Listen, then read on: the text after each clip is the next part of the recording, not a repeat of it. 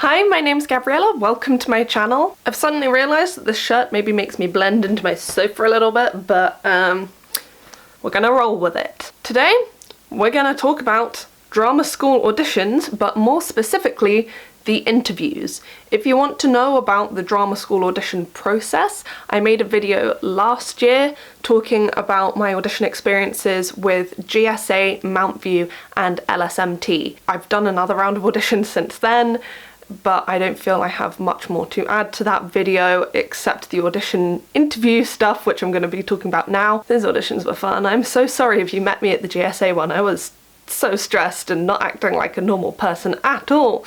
I was applying for master's courses, but a lot of the things that we do, a lot of the scenarios will be transferable to BA courses or foundation course auditions.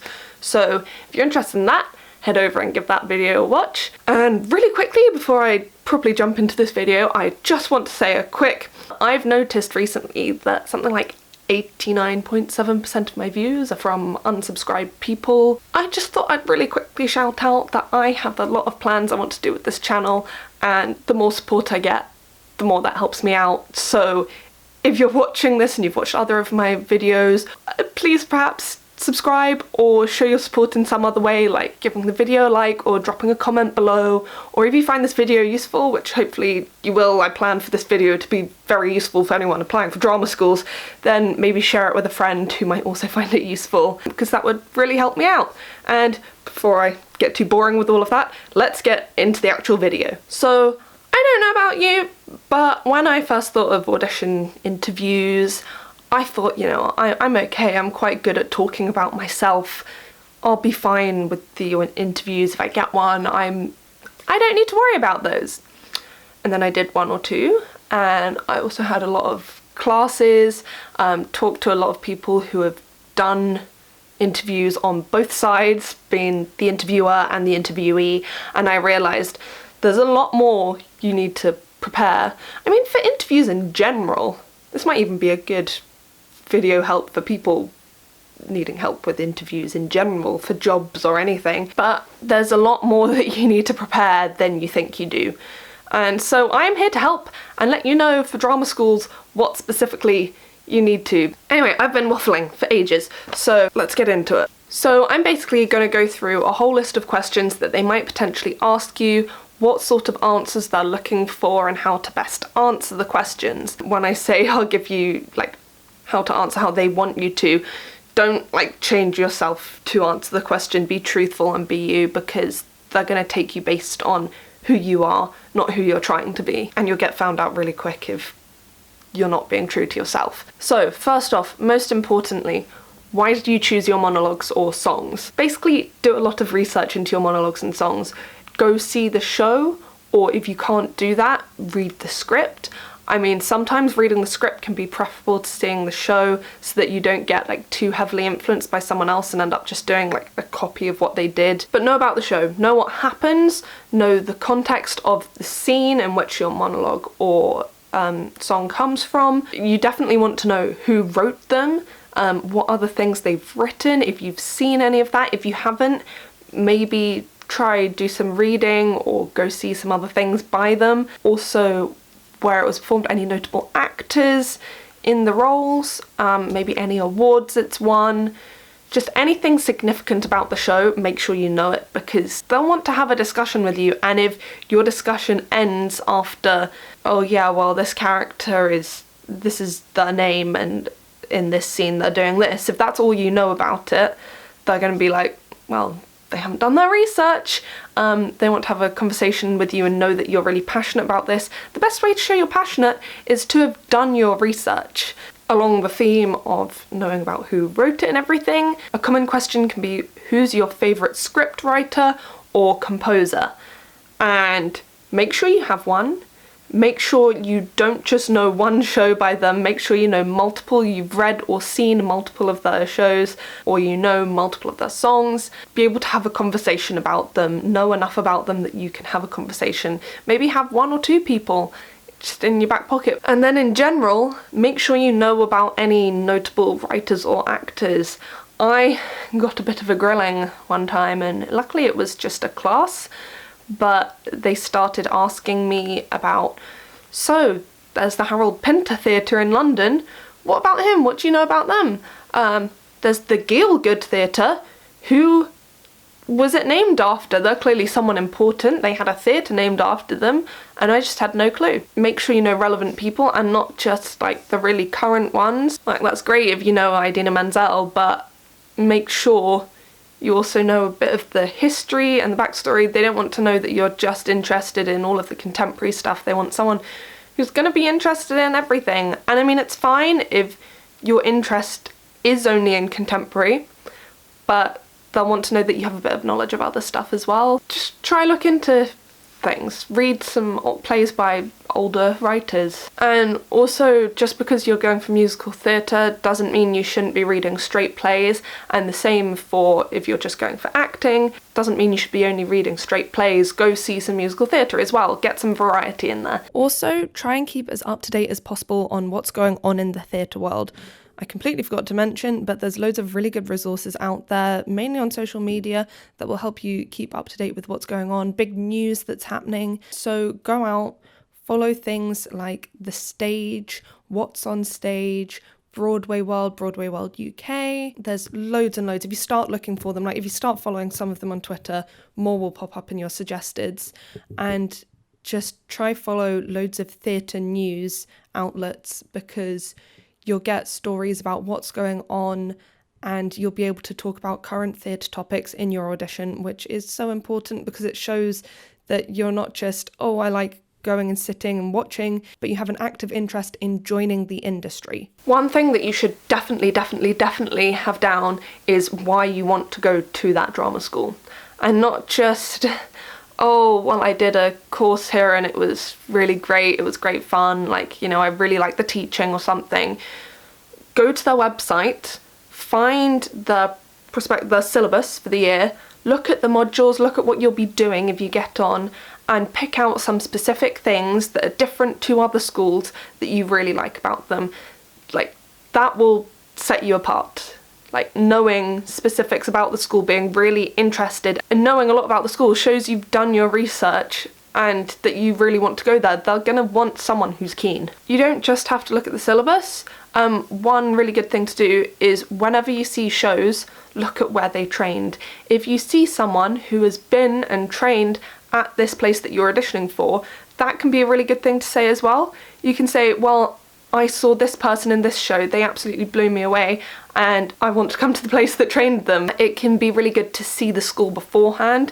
If you haven't seen the school beforehand, you can say things like, well, I've seen this on your syllabus, I've seen these actors that have been to your school, and during the workshops and things today, it's really solidified my desire to come here. Like, I know that everything that's been said about your school is absolutely true because of my experience here today. You can say something like that. Quite a common question can be, what are you up to right now?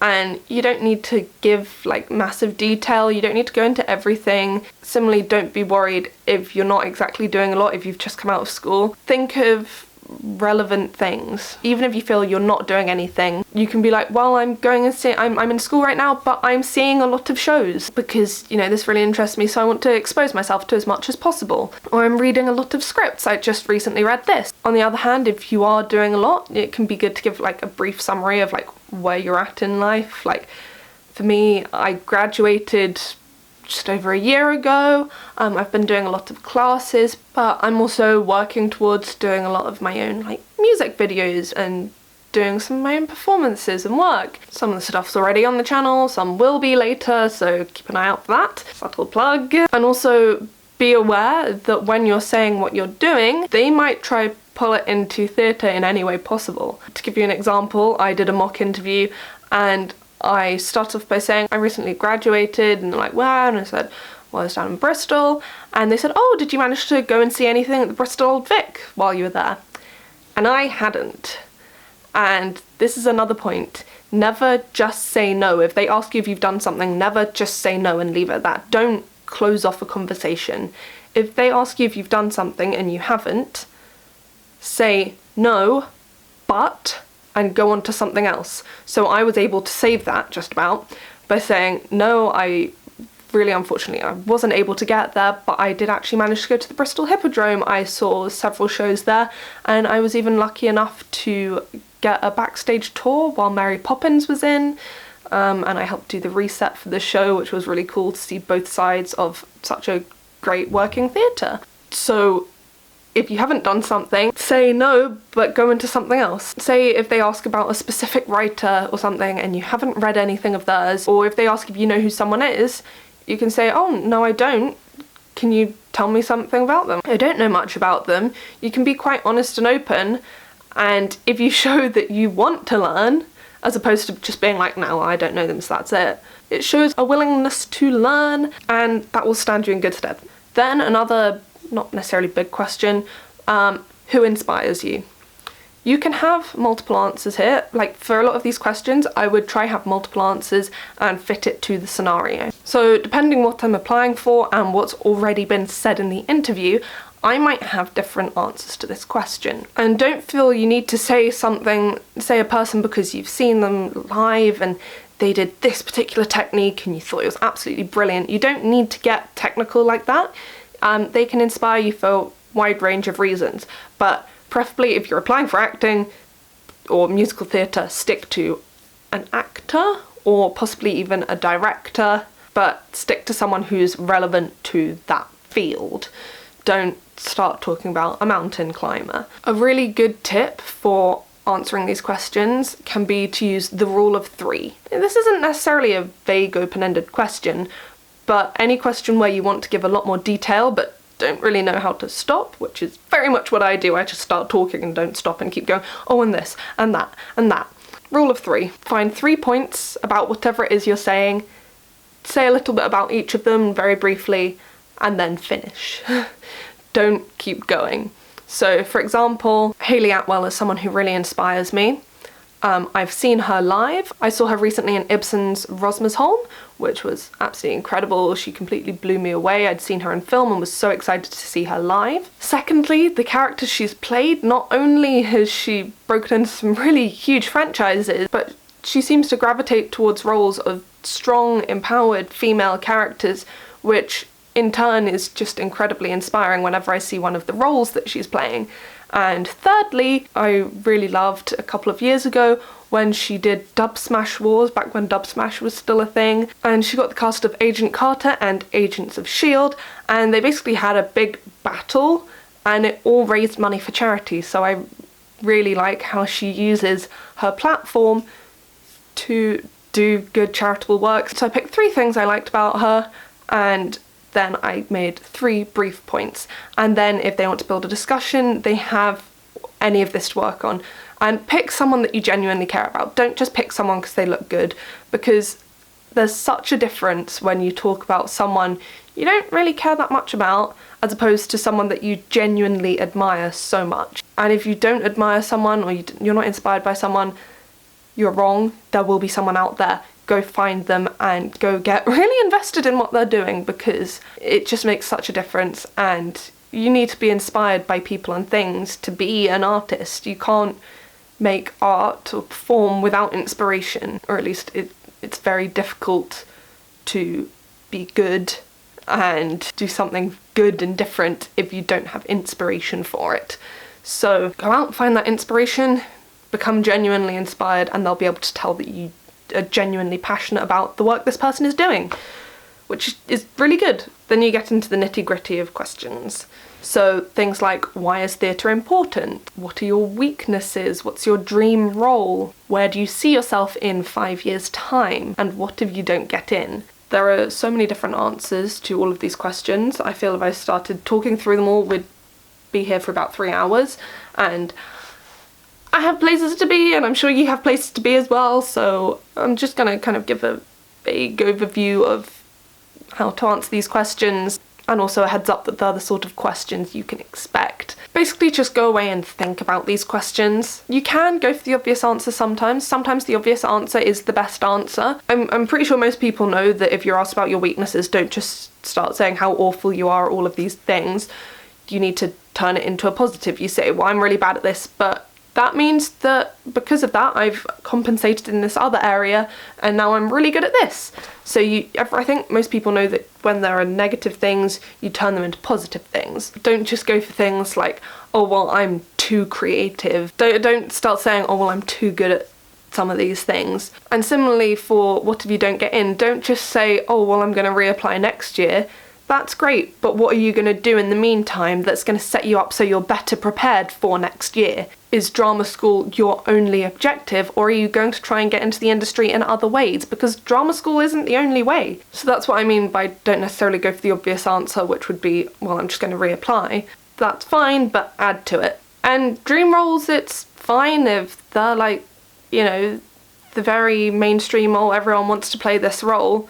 That's absolutely fine. Just have a reason for it. Like for me, I want to play Elphaba. That's such a cliche, but my reason is because Wicked is the show that made me love musical theatre. I can pinpoint my love of musical theatre and my journey to deciding I want to go to drama school or like become an actress. I can trace that all the way back to when I saw Wicked for the second time. It's a whole other story. Same for 5 years' time. Sometimes it's good if you have like very ambitious things as your career goals for 5 years' time. But also it's absolutely fine to say, well, I just want to be a working actor. I want acting to be my profession. I want to be able to make a living off it, doing the job that I love. That's perfectly acceptable, as well as having like big ambitious goals. I mean, being a working actor is hard. Make sure like they know that you know that it's very difficult to be a working actor. I think that's sort of the main bunch of questions that you can be guaranteed you're going to get at least one of those questions during your interview. Try think up some random questions that they might ask. If you have any more questions or you think of something else, let me know in the comments and I'll reply as best as I can. I think my final point would be to say start and finish strong. Have a good answer. It's fine if you take a minute to stop and think about the answer. That shows that you're really thinking about it, you really care about this. Taking a pause to think is not a bad thing, and it can really help with nerves as well. So that and the rule of 3. Those are good things if you get nervous, because especially me, I have a tendency to just talk and just ramble like I'm doing in this video. But I hope this has been really helpful for you. As I said, let me know in the comments if you have any other questions. If you've been through this and have any other tips yourself, please also leave them in the comments below. I really want this to be a good, helpful learning resource for everyone. And finally, one other thing they might ask you to do in some auditions can be sight reading. So they'll give you a piece of text that you've never seen before and just ask you to read it. There's a lot of techniques that go into that. And so I was thinking I could make another video on that, on specifically sight reading, the techniques and tips to get the best out of it so you can be best prepared for it and know exactly what to do to get you through it the best. I can make a whole other video on that if that would be interesting for you. So if you'd like to see that, give this video a like or let me know in the comments, and hopefully I'll get that video up soonish if you guys want it. So hopefully see you soon. Bye!